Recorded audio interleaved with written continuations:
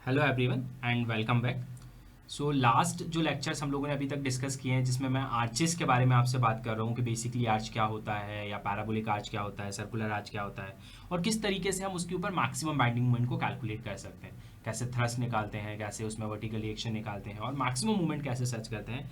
और फिर हमने डिस्कस किया कि बेसिकली अंडर द लोड अगर कंसनट्रेटेड लोड है तो मैक्सिमम मूवमेंट होगा और अगर नहीं है तो उस कंडीशन में हमें ढूंढने के लिए उसको एक्स डिस्टेंस पर कंसिडर करके हम उसको फाइंड आउट करते हैं।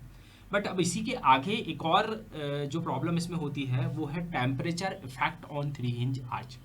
टेम्परेचर इफेक्ट की वजह से बेसिकली आर्च में कुछ प्रॉब्लम्स आते हैं। तो वो टेम्परेचर इफेक्ट की वजह से क्या चेंजेस आ सकते हैं आर्च में, उसको हम डिस्कस कर रहे हैं। सो बेसिकली टेम्परेचर इफेक्ट की वजह से होता क्या है।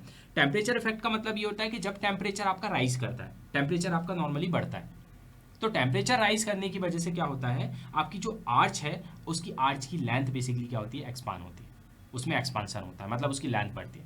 और लेंथ बढ़ने की वजह से क्या होता है कि जो ए एंड होता है वो तो क्योंकि हिंज है, वो तो एक तरीके से फिक्स्ड है, और दूसरा बी जो है वो भी हिंज्ड है, उसको भी सपोर्ट वहां पे मिला हुआ है। बट जो सी पॉइंट होता है वो इंटरनल हिंज होता है, वो कहीं से बेसिकली आपका फिक्स नहीं होता, कनेक्टेड नहीं होता, तो जिसकी वजह से इसकी लेंथ बढ़ती है। तो ए पे इफेक्ट नहीं आता, बी पे इफेक्ट नहीं आता, बट जो सी पॉइंट होता है, जो उसका क्राउन होता है, वो बेसिकली क्या होता है, थोड़ा सा ऊपर चला जाता है, ऊपर की तरफ थोड़ा सा शिफ्ट हो जाता है।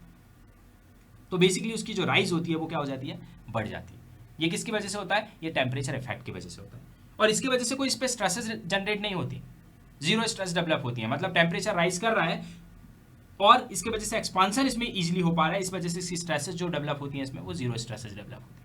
क्योंकि स्ट्रेस कब डेवलप होती है, अगर मैं किसी एंड को, किसी चीज को यहां से भी फिक्स कर दूं, यहां से भी फिक्स कर दूं और फिर टेम्परेचर राइज करूं और ये एक्सपांड करना चाह रहा है, बट अब ये एक्सपांड नहीं हो पा रहा है क्योंकि यहां से भी फिक्स्ड है, तो इधर से भी आगे नहीं जा पा रहा है, यहां से भी फिक्स्ड है, यहां से भी आगे नहीं जा रहा है। इस कंडीशन में क्या होगा, इसके अंदर इंटरनली स्ट्रेसेस डेवलप होंगे। बट आर्च में क्या हो रहा है कि आपका ए पॉइंट फिक्स है, बी पॉइंट फिक्स है, तो इसकी वजह से जो सी पॉइंट इंटरनल हिंज है वो वहां से फिक्स नहीं है, जिसकी वजह से वहां से वो एक्सपांड कर जाता है, तो इजीली एक्सपांड कर देता है। जितना राइज ऑफ टेम्परेचर की वजह से एक्सपांसन होता है वो हो जाता है, राइज बढ़ जाता है, जिसकी वजह से कोई भी स्ट्रेसेस इसमें डेवलप नहीं होती। तो कैसे कंडीशन होती है, जैसे कि ये थ्री हिंज आर्च है आपका,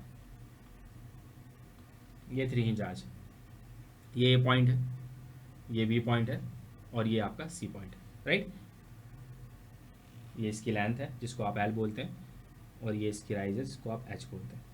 तो जब टेम्परेचर राइज होगा, टेम्परेचर बढ़ेगा, जिसको हम कैपिटल टी से रिप्रेजेंट करते हैं टेम्परेचर को, उसकी वजह से क्या होगा, इसकी कुछ ये कंडीशन हो जाएगी, ये इसकी पोजीशन हो जाएगी।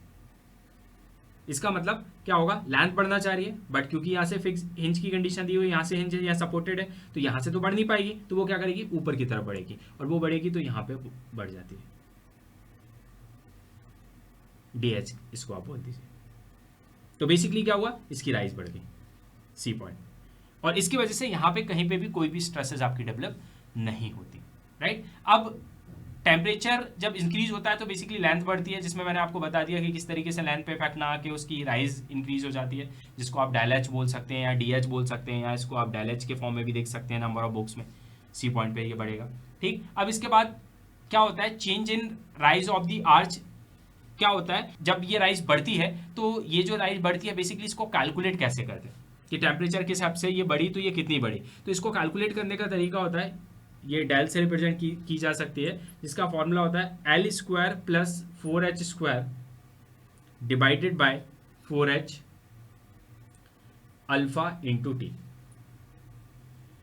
Del equal L square plus 4h square divide by 4h into alpha into T, ठीक है। अब ये जो अल्फा होता है that is coefficient of linear expansion of the material. इसका मतलब जिस मटेरियल से आपका आर्चेस बना है उसका कोफिशिएंट ऑफ लीनियर एक्सपांसन होता है, जो अल्फा होता है। वो बेसिकली क्या होगा, आपके पास जो भी क्वेश्चन आएगा उसमें अल्फा की वैल्यू आपके पास गिवन होगी, बिकॉज यहाँ पे कोई हमें मटेरियल का नाम तो दिया नहीं रहता कि ये प्योरली स्टील से बना है या ये आरसी से बना है, तो इसका मतलब ये अल्फा की वैल्यू ऑलवेज आपके पास क्या होगी, गिवन आएगी क्वेश्चन में, राइट। और इसमें जो टी है वो टी टेम्परेचर है, वो मैंने आपको बता दिया। तो टेम्परेचर भी दिया रहेगा कि बेसिकली जो टेम्परेचर राइज हुआ तो कितना राइज हुआ, वो टेम्परेचर भी आपको यहाँ पे गिवन दिया जाएगा। तो टेम्परेचर भी गिवन देगा आपको, अल्फा भी गिवन देगा, एल आपको पता है इसकी लेंथ है, एच आपको पता है इसका राइज है, और यहाँ पे भी एच है मतलब राइज है, तो आप इस इजिली आपको ये डेल की वैल्यू कैलकुलेट कर सकते हैं। एंड द सेकंड थिंग, इसमें एक और चीज होती है बेसिकली कि जब आपका टेम्परेचर राइज करता है तो बेसिकली इसकी जो हॉरिजॉन्टल थ्रस्ट होती है वो भी कुछ परसेंट आपकी जो होती है वो क्या होती है, डिक्रीज होती है। जो आपकी हॉरिजॉन्टल थ्रस्ट होती है, हॉरिजॉन्टल थ्रस्ट मतलब जो ए पॉइंट पे जो रिएक्शन आती है जिसको आप एच ए बोलते हैं, horizontal thrust at point A या बी पॉइंट पे जो रिएक्शन आती है जिसको आप एच बी बोलते हैं, ये बेसिकली क्या होती है, डिक्रीज होती है। डिक्रीज क्यों होगी, बिकॉज ये ऊपर की तरफ राइज करता है, तो इसके वजह से क्या होता है, ये आपकी रिएक्शन भी क्या हो जाती है, डिक्रीज होती है, कुछ परसेंट कम होती है। तो उसको भी कैलकुलेट करके आपकी जो एक्चुअल हॉरिजॉन्टल रिएक्शन निकलती है उसमें से हम लोग क्या कर देते हैं, माइनस कर देते हैं। तो बेसिकली टेम्परेचर इफेक्ट की वजह से नॉर्मली यही दो चेंजेस आते हैं आपके 3 इंच आर्च में। एक तो ये कि आपका जो क्राउन है वो ऊपर की तरफ शिफ्ट हो जाता है, और सेकंड जो है वो हॉरिजॉन्टल जो आपकी थ्रस्ट होती है वो क्या होती है, वो आपकी डिक्रीज होती है। ठीक, सो नेक्स्ट लेक्चर में हम लोग बात करेंगे कुछ डिफरेंट टॉपिक की। Thank you.